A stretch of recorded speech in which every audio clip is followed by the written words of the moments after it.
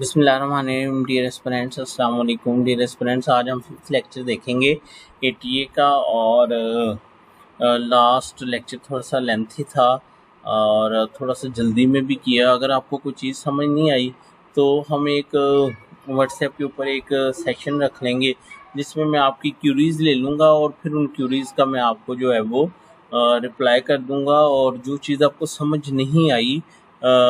उसको एक दफ़ा फिर हम जो है वो गो थ्रू कर लेंगे। बस क्राइटेरिया एक ही है कि कॉन्सेप्ट मैं बता रहा हूँ कि किस स्कीम के तहत एक्ट को पढ़ना है। बाकी वो ट्रांसलेशन और अगर उसका मतलब समझने में कोई इशू है तो साथ में उर्दू का बेरेक्ट आपकी हेल्प कर रहा है। अदरवाइज़ आप गूगल के ऊपर कोई लीगल टर्म जो है उसको जो है वो सर्च कर सकते हैं। अगर स्टिल आपको नहीं आता तो आप मुझसे जो है वो हेल्प ले सकते हैं। Day by day, lecture by lecture, जैसे जैसे हम आगे प्रोसीड कर रहे हैं लोगों का इंटरेस्ट ख़त्म हो रहा है। अगर शुरू में 10 लोगों ने लेक्चर देखा था तो अब 2-3 लोग सिर्फ उसको गो थ्रू कर रहे हैं, सिर्फ व्यू कर रहे हैं, कमेंट तो अलग है। तो एनी हाउ कंसिस्टेंसी शो करें और अपने फ्यूचर के बारे में सीरियस होकर मेहनत करें। आज हम सेक्शन 12 पढ़ते हैं, jurisdiction of anti terrorism code. Notwithstanding anything contained in code or any other law, a scheduled offence committed in an area in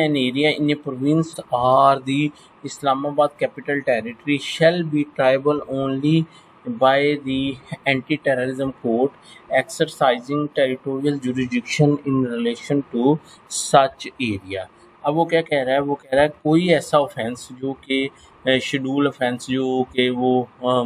उसमें दिया है या कोई एंटी टेररिज्म का कोई ऑफेंस हुआ है, ठीक है, तो वो जो है वो किसी भी एरिया में, किसके एरिया में, किसी प्रोविंस के एरिया में या इस्लामाबाद कैपिटल टेरिटरी में हुआ है तो उसको कौन सुनेगा? उसको एंटी टेररिज्म कोर्ट सुनेगी। एक्सरसाइजिंग टेरिटोरियल जुरिडिक्शन रिलेशन जो कि वहाँ पे इस्टेब्लिश की गई है उस एरिया के अंदर। अच्छा, not withstanding anything contain in code और एनी अदर लॉ का मतलब क्या है? देखिए ना, आप सीआरपीसी का वो जो सेक्शन 176 है उससे ऑनवर्ड है वो, या 188 से ऑनवर्ड है, जो टेरिटोरियल जुरिडिक्शन के बारे में बताता है कि कहाँ पे वो एक किस केस रजिस्टर हो सकता है या कौन सी कोर्ट उसको सुन सकती है। तो नॉट विथस्टैंडिंग का मतलब क्या है कि आपने सीआरपीसी वाले प्रिंसिपल्स अप्लाई नहीं करने जब आप टेरिटोरियल लिमिट की बात करोगे। अब इसको उर्दू में भी आप पढ़ सकते हैं, इतना मुश्किल नहीं है। जहाँ पे मुश्किल होगा फिर मैं उर्दू में आपको जो है वो पढ़ दूंगा, ठीक है। नॉट विथ स्टैंडिंग एंड, बल्कि मैं आपको मशवरा दूं, आप पहले एक नावल की सूरत में उर्दू में सारा पढ़ें, फिर उसके बाद इंग्लिश और उर्दू को मिला के पढ़ें। Not with standing anything contained in subsection 1, if in respect of a case involving a scheduled offence committed in any area, the government having regard to the facts and circumstances of the case is satisfied that in order to ensure a fair trial and for the protection and safety of witnesses that such offence should be tried by an anti-terrorism court established in relation to any other area, the government may make a declaration to that effect। अच्छा, अब वो एक चीज़ जो है वो ये बता रहा है, वो कह रहा है कि ऊपर तो ये कह दिया ना कि वो प्रोविंस या जो कैपिटल टेरिटरी है उसमें जो कोर्ट बनी होगी सिर्फ उसी को सुनेगी। लेकिन जो सबसेक्शन 2 है उसमें वो ये बात कहता है कि अगर अगर उनकी जान का मसला हो, protection and safety of witnesses का मसला हो, तो फिर जो गवर्नमेंट है वो कह सकती है कि ये केस ये वाला यानी ये वाली वो अदालत नहीं सुनेगी बल्कि ये वाली अदालत सुनेगी, ठीक है। अच्छा, एक मतलब तो इसका ये निकल रहा है ना, ठीक है। Notwithstanding any contained in subsection 1, if in respect of a case involving a scheduled offence committed in any area, the government having regard to the facts and circumstances is satisfied that in order to ensure a fair trial and for the protection and safety of the witnesses, that such offence should be tried by an anti-terrorism court established in relation to any other area, the government may make a declaration to that effect। देखिए, एक तो ये है कि उसने ये नहीं कहा होल ऑफ द पाकिस्तान, उसने कहा है province or Islamabad capital territory, तो वो ट्राइबल एरिया भी हो सकते हैं। इसका मतलब है कि वहाँ पे एंटी टेररिज्म कोर्ट नहीं होंगी। लेकिन सबसेक्शन 2 में ये कहता है कि अगर फेयर ट्रायल का मसला हो तो फिर कोर्ट जो है वो क्या कर सकती है, बना सकती है कोर्ट। फिर वो कोर्ट यानी किसी दूसरे एरिया वाली कोर्ट को कह सकती है कि भाई आप ये जो है ना वो केस जो है वो सुने। या दोबारा मैं आपको बताता हूँ कि केस कि इस तरह से आप याद रखें सबसेक्शन 2 को,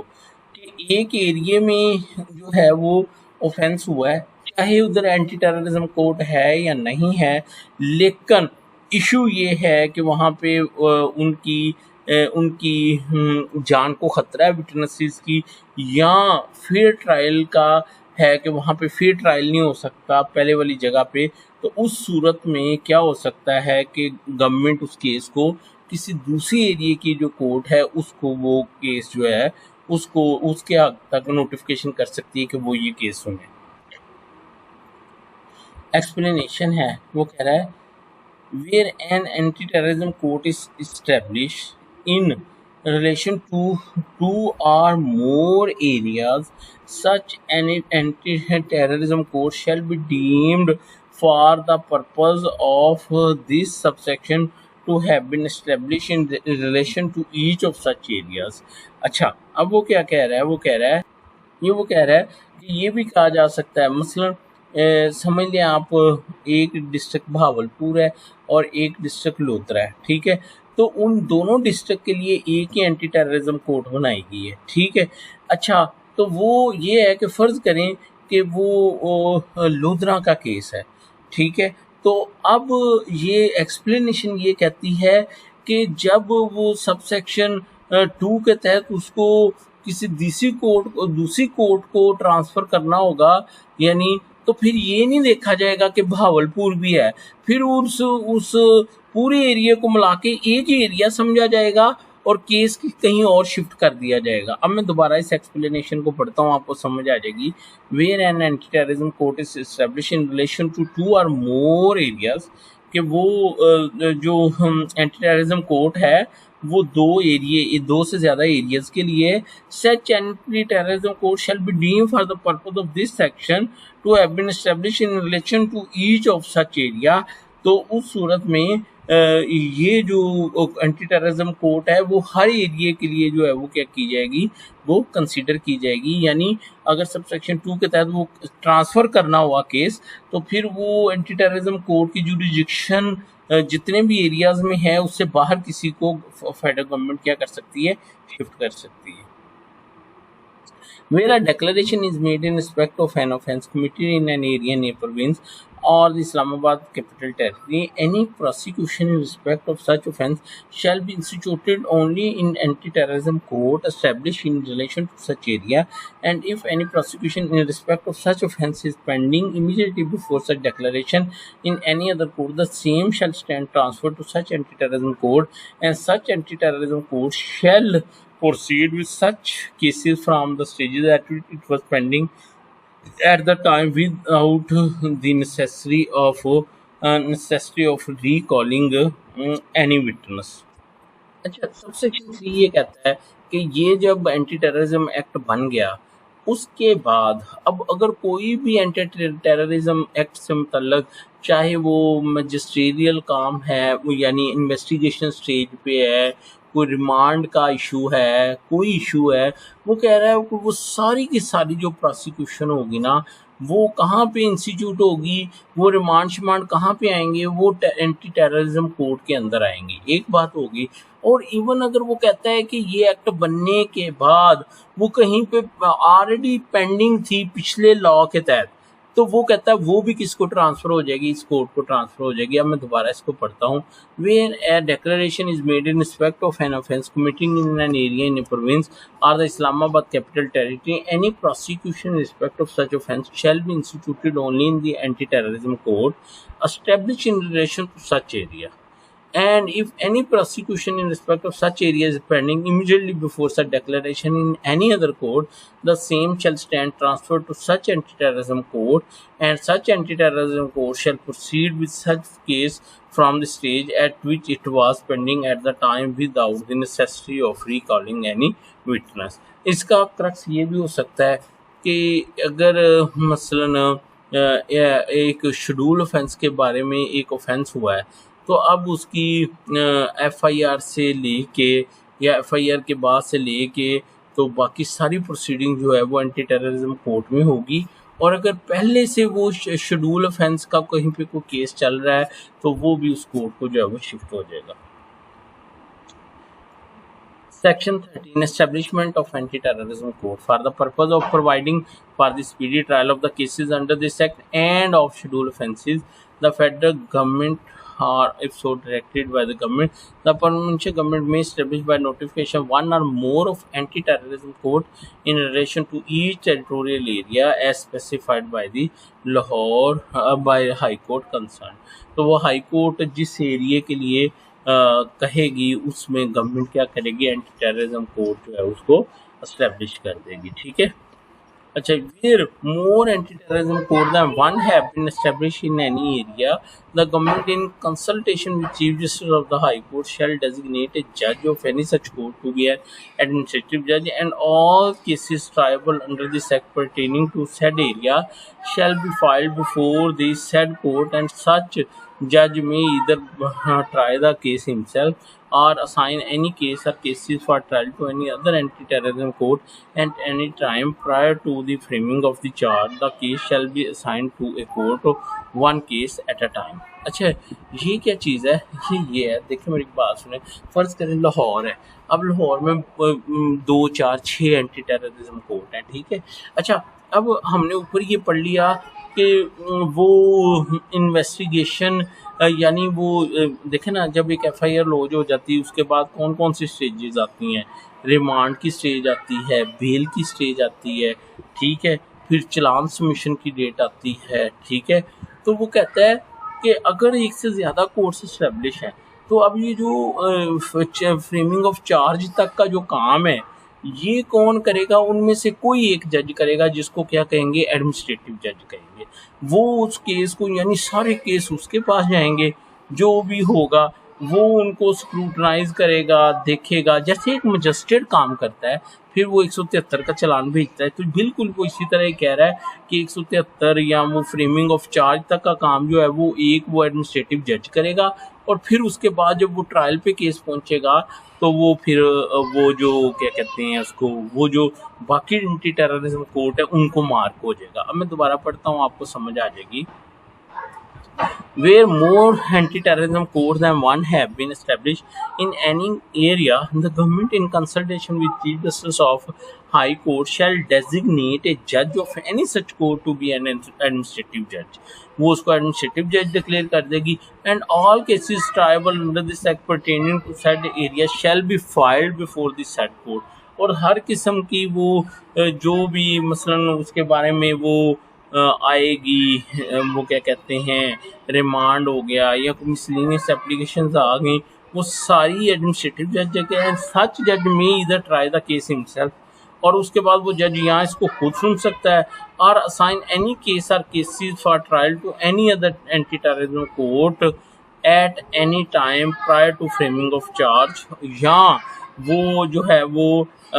केस यानी वो जो एडमन जज है वो केस किसको किसी दूसरी एंटी टेररिज्म कोर्ट को भी मार्क कर सकता है या खुद भी सुन सकता है, लेकिन फ्रेमिंग ऑफ चार्ज से पहले वो किसी भी जज को मार्क कर सकता है, उसके बाद नहीं। जब फ्रेमिंग ऑफ चार्ज हो गया तो फिर उसी जज ने उसको सुनना है। The cases shall be sign to a court one case at a time. अच्छा जी, तो एक वक्त में एक जज को एक केस ही मार्क किया जाएगा। ठीक है, यानी ये नहीं होगा कि एक ही जज को सारे केस भेज दिए जाएं, हर जज को वन बाय वन जो है वो केस जो है वो क्या किया जाएगा, दिया जाएगा कि ये आपके पास, ये आपके पास, और फिर उसके बाद ये आपके पास, ये आपके पास, इस तरह से करके। ठीक है, एक वक्त में एक जज को एक केस और फिर दूसरा केस वन बाय, यानी हर एक को इक्वली मार्क किए जाएंगे। provided that in order to ensure that the time of the court is not wasted, if for some reason as given case cannot proceed, more than one case will be assigned to it and further time to it or from time to time. अच्छा, अगर court को administrative court को लगे कि एक court के पास rush ज़्यादा है केसेस का, एक के पास कम है, तो फिर वो ऊपर वाला जो था कि सबको बारी बारी मार्क करना है, वो वाला प्रिंसिपल ख़त्म। तो वो जो है वो उसको काम को जो है वो एक जैसा करने के लिए वो यानी एक जज को एक से ज़्यादा केस भी मार्क किए जा सकते हैं जिसके पास जो है वो पेंडेंसी जो है वो कम है। In respect of the case assigned to a court under subsection 2, all orders made or proceeding taken before the assignment shall be deemed to have been made or taken by the court to which the case has been assigned। ठीक है। अच्छा, ये वो कह रहा है कि देखिए ना, एडमिनिस्ट्रेटिव कोर्ट ने या एडमिनिस्ट्रेटिव जज ने इनिशियल काम करना है और फिर जब वो फिर उसके बाद उसने वो केस जो है वो किसी दूसरी ट्रायल कोर्ट को जो है वो भेजना है। तो वो कह रहा है कि जो काम वो एडमिनिस्ट्रेटिव जज ने किया होगा ना, वो ऐसे समझा जाएगा जैसा कि उस ट्रायल कोर्ट ने किया है जिसके पास वो केस गया है।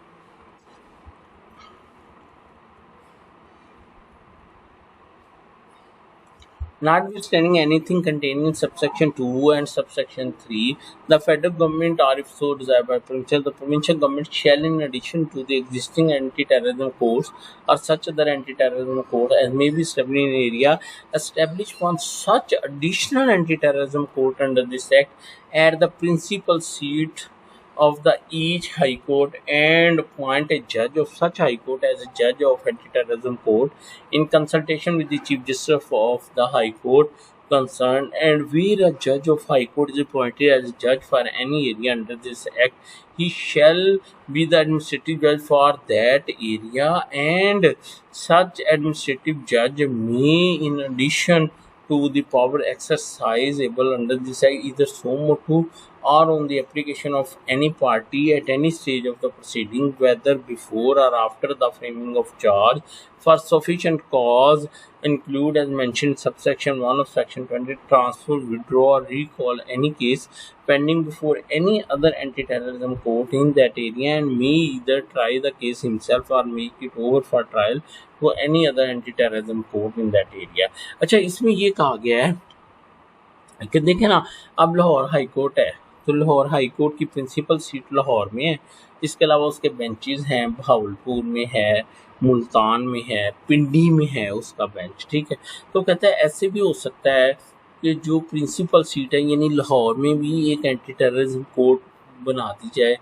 और उसमें हाई कोर्ट का एक जज बना दिया जाए, और वो जज जो है वो क्या करे कि वो सारे जजेस को एंटी टेररिज्म के केस जो हैं वो मार्क करे, उनसे वापस ले ले, दूसरे को दे, ठीक है, या खुद सुन ले, तो ये भी हो सकता है। ठीक है, अच्छा जी, सब सेक्शन 4 ये था, क्योंकि मेरा ख्याल है ऐसे हो नहीं रहा, यानी ये वाली प्रोविजन अभी इन फोर्स नहीं है। The anti-terrorism court to which a case is transferred or recalled for trial shall proceed with the case from the stages at which it was pending immediately before such transfer or recall, and it shall not be bound to recall or hear any witness who have given evidence and may act on the evidence already recorded। अगर एक जज से दूसरे जज को case transfer हो गया तो इसका मतलब ये नहीं है कि de novo ट्रायल हो। Composition and appointment of presiding officer of anti-terrorism court. An anti-terrorism court shall consist of a judge being a person who is a judge of high court, or has been a session judge, or an additional session judge, or is judicial magistrate first class vested with power under section 30 of CRPC, या has for a period not less than 10 year been an advocate of a high court। तो ये जो section 14 है ये उस जज की qualification बता रहा है जिसको as a anti terrorism court का जज लगाया जा सकता है। ठीक है, The federal or the provincial government, if directed by the federal government to establish a court under this act, shall after consultation with the chief justice appoint a judge of each court। ठीक है, federal government या provincial government जो है वो federal government के बारे में क्या करेगी, एक कोर्ट एस्टेब्लिश करेगी और फिर चीफ जस्टिस हाई कोर्ट के मशवरे के साथ क्या करेगी, वहाँ पे वहाँ पे एक जज जो है उसको अपॉइंट करेगी। A judge shall hold office for a period of 2.5 years, but may be appointed for such further term apart as the government appointing to judge may determine। एक जज को 2.5 साल के लिए जो एंटी टेररिज्म कोर्ट का जज जो है वो अपॉइंट किया जा सकता है। A judge may be removed from his office prior to the completion of the period for which he has been appointed after consultation with the Chief Justice of the High Court। Chief justice high court की consultation के साथ किसी को वक्त से पहले भी as a जज जो है वो रिमूव किया जा सकता है। इन केस अ जज इज ऑन लीव और for any other reason temporarily unable to perform his duty, the government making appointment of such judge may, after consult with Chief Justice of Court, authorize the session judge having jurisdiction at the principal seat of the anti-terrorism court to conduct proceeding of urgent nature so long as such judge is unable to perform his duty। और अगर एक जज किसी वजह से नहीं मौजूद तो फिर उसकी जगह पे ड्यूटी जज अपॉइंट करेगी हाई कोर्ट, जो कि अर्जेंट नेचर की केसेस जो है उनको सुनेगी। The anti-terrorism court existing immediately before the commencement of anti-terrorism second amendment ordinance and the judge appointed to such shall subject to the provision of this act as amended continue to function and try offences under this act। जो जजेस पहले law के तहत काम कर रहे थे as a anti terrorism जज, वो स्टिल अपना काम जो करते रहेंगे इस एक्ट के तहत, यानी इस एक्ट के आने के बाद उनको रिमूव नहीं किया जाएगा। Place of sitting subject to subsection 2 an anti terrorism shall ordinarily sit at such place of place including cantonment area jail premises at the government by order specify in that area. जहाँ पे वो कहेगी government, वहाँ पे वो जाके जो है वो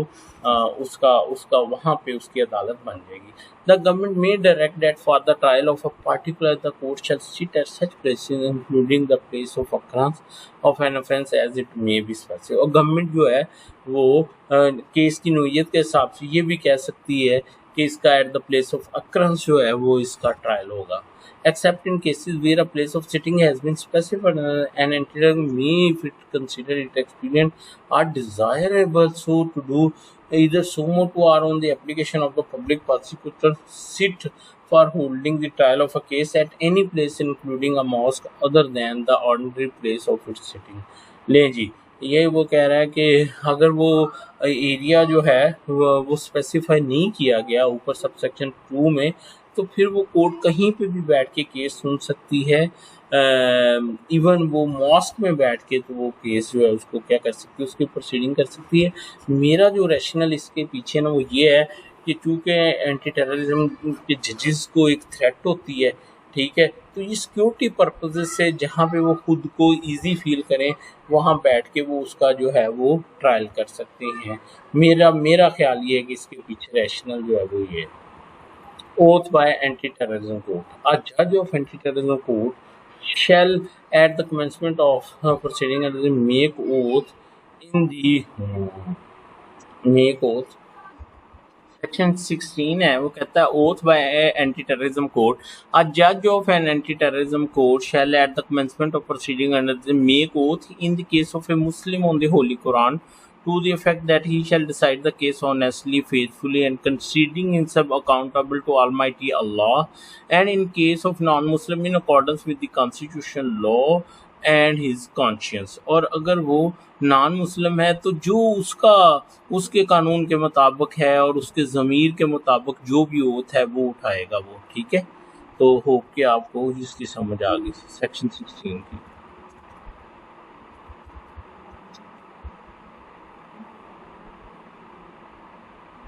Powers of anti-terrorism courts with respect to other offences. When trying any scheduled offence, an anti-terrorism court may also try an offence other than the scheduled offence with which the accused may under the code be charged at the same trial। ये तो बड़ा easy है कि जब schedule offence के साथ कोई दूसरा ऑफेंस लग जाए जो कि शेड्यूल नहीं है, तो वो भी शेड्यूल ऑफेंस के तहत एंटी टेररिज्म कोर्ट ही उसको क्या करेगी, इंटरटेन करेगी। उसके बाद है section 18 public prosecutor. The government shall appoint in relation to each anti terrorism court और a High Court and Supreme Court of Pakistan, a proficient, diligent, and professional, competent public prosecutor, a law officer, and may also appoint one or more of the additional prosecutor or law officers. तो जो यानी government जो है वो anti terrorism court के लिए और high court level पे और सुप्रीम कोर्ट लेवल पे जो है वो कम्पिटेंट जो है वो पब्लिक प्रोसिक्यूटर जो उनको अपॉइंट करेगी. Provided that the government may also appoint for any case or class of cases a special prosecutor. Government भी एक स्पेशल प्रोसिक्यूटर अपॉइंट कर सकती है. Every person appointed as a public prosecutor or an additional public prosecutor or a special public prosecutor shall be deemed to be a public prosecutor within meaning of section 492 of the code, and the provision of the code shall have effect accordingly. तो मेरा नहीं ख्याल कि इसमें कोई ambiguity है. Section 19 Procedure and power of anti-terrorism code. An investigation officer under this act shall be an officer or police officer not below the rank of inspector or equivalent, or if the government deems necessary, joint investigation team JIT to be constituted by the government shall be headed by an investigation officer or police not below the rank of superintendent of police, and other officers of JIT may include equivalent rank from intelligence agencies, armed forces, and civil armed forces. The JIT shall comprise 5 members, and for the meeting purposes, the quorum shall consist of 3 members. बहुत easy है. वो कहता है कि जो investigation है वो एक तो शैल भी है ना, वो पुलिस ऑफिसर होगा या police not below the rank of inspector होगा या इक्विवेलेंट होगा, और अगर कोर्ट मुनासिब समझेगी तो उसमें JIT बनाएगी, और जो JIT बनाएगी उसकी कॉन्स्टिट्यूशन इस तरह से होगी कि इन्वेस्टिगेशन ऑफिसर या पुलिस का एक हेड करेगा जो वो not the below the rank of superintendent of police होगा, और उसके अलावा दूसरे ऑफिसर भी होंगे जिसमें इंटेलिजेंस एजेंसीज के लोग भी हो सकते हैं, और JIT 5 लोगों पे मुश्तमिल होगी, और जो मीटिंग है उसके लिए कम से कम 3 लोगों का होना जो है वो ज़रूरी होगा.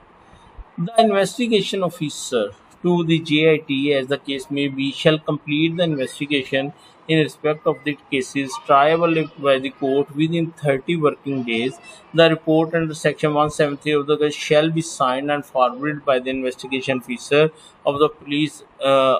directly to the court. ठीक है जी. तो इन्वेस्टिगेशन जो होगा वो जल्द अज जल्द अपनी इन्वेस्टिगेशन को मुकम्मल करेगा, ठीक है, 30 वर्किंग डेज में, और वो अपनी रिपोर्ट 173 में जो है वो सबमिट डायरेक्टली कोर्ट में जमा करवाएगा. Provided at where the provision of section 4 and 5 have been invoked, यानी जहाँ पे सिविल और आर्म फोर्सेस आ जाएं, the investigation shall be conducted by the JIT करेगी, comprising member of armed forces or civil armed forces as the case may be, intelligence agencies and other law enforcement agencies, including an investigation officer of police not below the rank of inspector, who shall sign the report under section 173 of the code and forward it to the court. और जहाँ पे मसलन army जो है वो support कर रही है वहाँ पे JIT ही उसकी इन्वेस्टिगेशन जो है वो करेगी. Provided further that when investigation is not completed within a period of 30 days from the date of recording of the first information report under section 154 of the code, the investigation officer or the JIT shall within 30 days after expiration of such period forward to the court through the public prosecutor an interim report under section 173 of code stating therein the result of investigation made until then, and the court shall commence the trial on the basis of such interim report, unless for reason to be recorded the court decide that the trial may not so commence. The interim report shall be signed by the investigating officer or the police. अगर 30 days में नहीं मुकम्मल होता तो वो interim चलान दाखिल करेगा, interim report दाखिल करेगा, और फिर वो जज साहब ये डिसाइड करेंगे कि इंटरम रिपोर्ट के ऊपर ट्रायल कमेंस करना है अभी कि नहीं करना. 1A है कहता है notwithstanding anything contained in any law for the time being enforced, the federal government may in respect of any case registered by or under investigation with the police or any other investigation or authority by order in writing interest inquiry or such investigation to such agency or authority as it may deem fit, and thereupon the police or any other investigating agency or the authority shall transfer the record of the case to such agency or authority. ये section ये कहता है कि जो government है, federal government, उसके पास ये इख्तियार होगा कि वो किसी भी जो केस है उसकी इंक्वायरी जो है वो किसी भी बंदे को, ठीक है, किसी भी बंदे को जो है वो क्या कर सके, मार कर सके। और उस सूरत में जो इन्वेस्टिगेशन एजेंसी कर रही है वो क्या करेगी, वो केस फिर ट्रांसफ़र कर देगी किसको, उस अथॉरिटी को जिसको फेडरल गवर्नमेंट के कहने पे वो मार की गई है। Notwithstanding anything contained in any other law for the time being in force, the federal government may in respect of any law registered by or under investigation with the police or any other investigation authority by order in writing interest inquiry or such investigation to such agency or authority as it may deem fit, and thereupon the police or any other investigation agency or the authority shall transfer the record of the case to such agency or authority. Where any person has been arrested by the armed forces or civil armed forces under Section 5, he shall be handed over to the investigation officer of the police station designated for the purpose by the provincial government in each district. ठीक है, अच्छा जी। अब वो क्या कहता है कि अगर कोई भी आर्म फोर्सेज या सिविल आर्म फोर्सेज जो है वो किसी भी उसको अरेस्ट करता है किसी भी बंदे को, तो वो उसको हैंड ओवर करेगा इन्वेस्टिगेशन ऑफिसर को, ठीक है, जिसको कि प्रोविंशियल गवर्नमेंट ने डेजिग्नेट किया होगा। Any default on the part of the officer in charge of police station, an investigation officer or another person required by law to perform any function in connection with the investigation that results in or has the effect of delaying investigation or submission of the report and shall be deemed to be a willful disobedience of the order of the anti-terrorism court, and the person committing the default shall be liable to be punished for contempt of the court. जो defective investigation करेगा या delay करेगा जानबूझ के officer in charge IO है, तो वो anti terrorism court के ऑर्डर की जो है वो क्या कंटेम्प्ट सवर होगी। ठीक है, The anti-terrorism court may direct a cognizance of the case triable by such court without the case being sent to it under section 190 of the court. अच्छा, वो जो एंटी टेररिज्म कोर्ट होगा उस पर सेक्शन 190 अप्लाई नहीं करेगा। क्या मतलब? मतलब ये कि वो पहले मजिस्ट्रेट के पास जाए और मजिस्ट्रेट उसको आगे भेजे, उसने कहा ये नहीं होगा, वो डायरेक्ट एंटी टेररिज्म कोर्ट उसकी कॉग्निजेंस लेगा। When in a case triable by anti-terrorism court, an accused has been released from police custody or custody of any other investigation agency joined in an investigation under section 160 of the code, or has been remanded to judicial custody, the anti-terrorism court may on good grounds being shown by police, public prosecutor or a law officer of government for reason to be recorded in writing make an order for placing in police custody or custody of any other investigation agency joined in investigation for the purpose of further investigation in the case। देखें ना, ATA के तहत उनकी अपनी एक agency है, ठीक है, जिसने कि इन्वेस्टिगेशन करनी है, अपना एक लॉ है। लेकिन अगर पुलिस को वो बंदा चाहिए तो वो कस्टडी उसकी पुलिस को चाहिए जो कि वो फर्दर इन्वेस्टिगेशन के लिए, तो वो फिर उस सूरत में जो एटीए के तहत जो इन्वेस्टिगेशन एजेंसी है उससे दूसरी पुलिस को बंदा देने के लिए क्या होगा, एंटी टेररिज्म कोर्ट का ऑर्डर चाहिए होगा। Where in a case tribal bye anti terrorism court N accused has been release from police custody, accused को छोड़ दिया गया है पुलिस कस्टडी से, और custody of any other investigation agency या किसी दूसरी investigation agency join in under section 1 से कोड, और has been remanded to the judicial custody, या उसको जुडिशियल लॉकअप में भेज दिया गया है। The anti terrorism court may on good ground being shown by public prosecutor or law officer of government for reason to be recorded make an order for placing in police custody or custody of another investigation agency joined in investigation for the purpose of further investigation in the case। कि अगर उसको release कर दिया गया है या judicial कर दिया गया है और स्टिल वो पुलिस को चाहिए फर्दर इन्वेस्टिगेशन के लिए, तो गुड ग्राउंड्स के ऊपर वो उसकी कस्टडी जो है वो एंटी टेररिज्म कोर्ट उसको दे सकती है। ठीक है, An anti-terrorism court shall be deemed to be a magistrate for the purpose of subsection 5। ठीक है, अच्छा, the court shall on taking cognizance of a case proceed with the trial from day to day and shall decide the case within 7 days, failing which the matter shall be brought to the notice of the Chief Justice of High Court concerned for appropriate direction, keeping in view the facts and circumstances of the case। The anti-terrorism court shall not give more than 2 adjournments during the trial of the case and also imposition of exemplary costs. If the defense counsel does not appear after 2 consecutive adjournments, the court may appoint a state counsel with at least 7 years standing in criminal matters for the defense of the accused from the panel of advocates maintained by the court for the purpose in consultation with government and shall proceed with the trial of the case। अगर वो क्यों जानबूझ के अपना council नहीं करता तो फिर कोर्ट उसको जो है वो कौंसल करवा के देगी। ठीक है, non compliance with the provision of section 7 or 8 may render the presiding officer of the court liable to disciplinary action by concerned high court। Section 8 ये कहता है कि वो जो है वो उसने डे टू डे करनी है हियरिंग, 7 दिन में फैसला करना है और फिर उसने उसको काउंसल भी करके देना है, और इस पीरियड को अगर वो कंप्लाई विद नहीं करता तो वो डिसिप्लिनरी एक्शन में आएगा। ठीक है,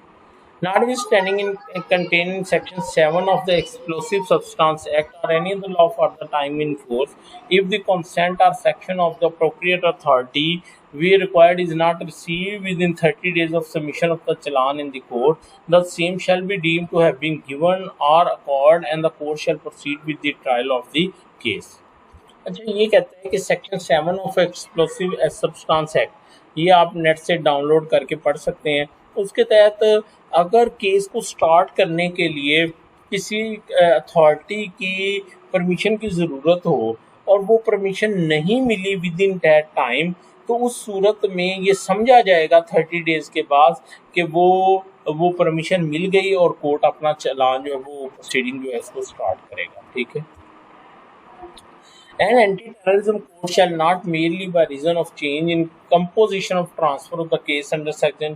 be bound to recall or rehear any witness who has given evidence and may act on the evidence already recorded। ये हम पहले भी पढ़ चुके हैं कि अगर केस ट्रांसफर हो गया तो उसका मतलब ये हरगज़ नहीं है कि de novo ट्रायल किया जाए।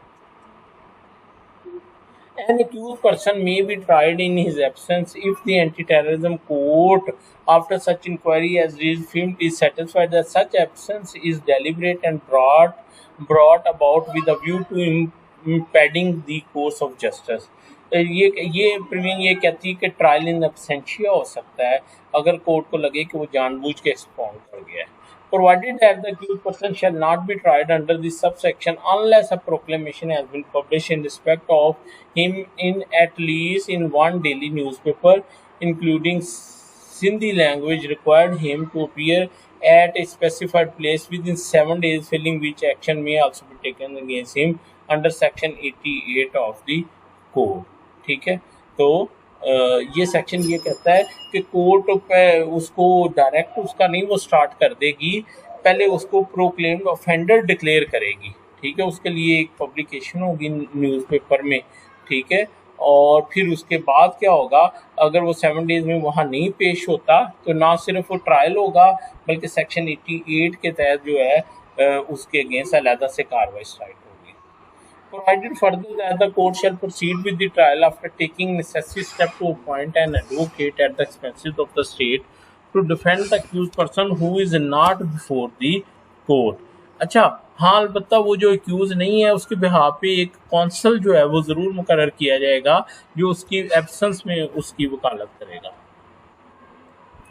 An accused who is tried in his absence under section shall be deemed not to have admitted the commission of an offence for which he has been charged, explanation में वो कहता है कि अगर accused नहीं है तो इसका मतलब हरगज़ ये नहीं होगा कि उसने वो ऑफेंस किया है, ठीक है। उसकी रीज़न ये है कि एब्सकॉन्डर दो किस्म के होते हैं, एक इंटेंशनली विलफुली हैबिचुअल होते हैं जो कि प्रोसीडिंग को अवॉइड करने के लिए, और एक एब्सकॉन्डर वो होते हैं जो डर के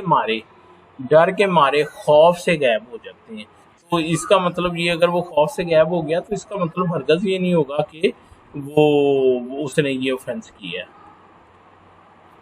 The advocate appointed under the second proviso of subsection shall be a person selected by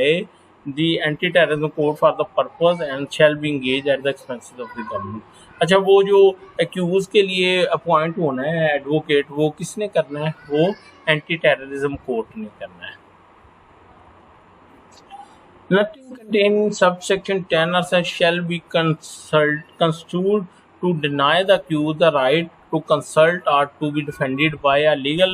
practitioner or of his own choice। अच्छा, उसके अलावा ये कहता है कि जो एक्यूज है उसका ये राइट भी उसका डिनाई नहीं किया जा सकता कि वो अपनी मर्जी का कौंसल जो है उसको चूज कर ले।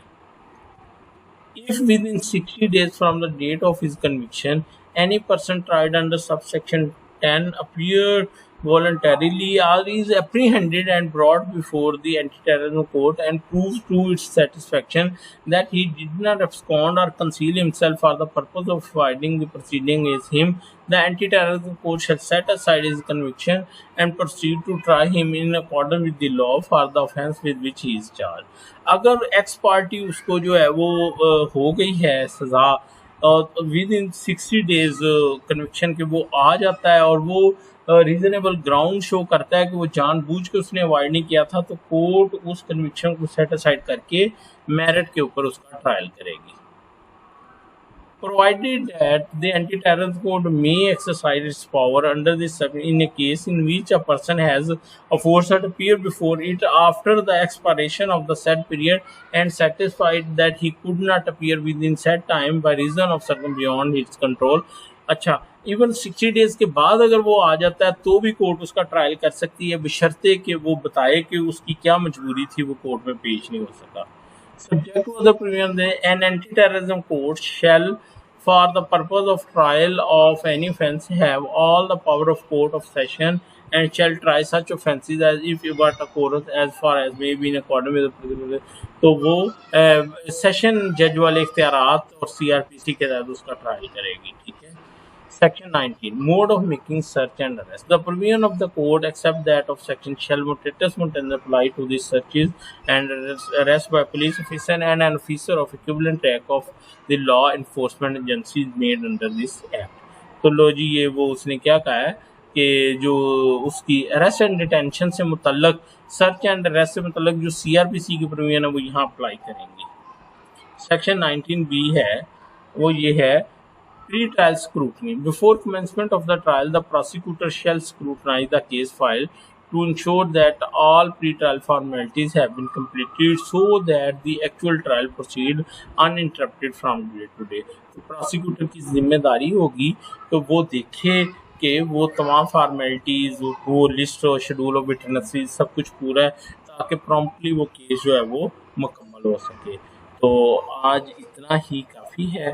तो इंशाल्लाह कल पढ़ूंगा। आपका रिस्पॉन्स डे बाय डे कम होता जा रहा है, प्लीज़ रिप्लाई कीजिएगा। Thank you so much. अल्लाह हाफिज़।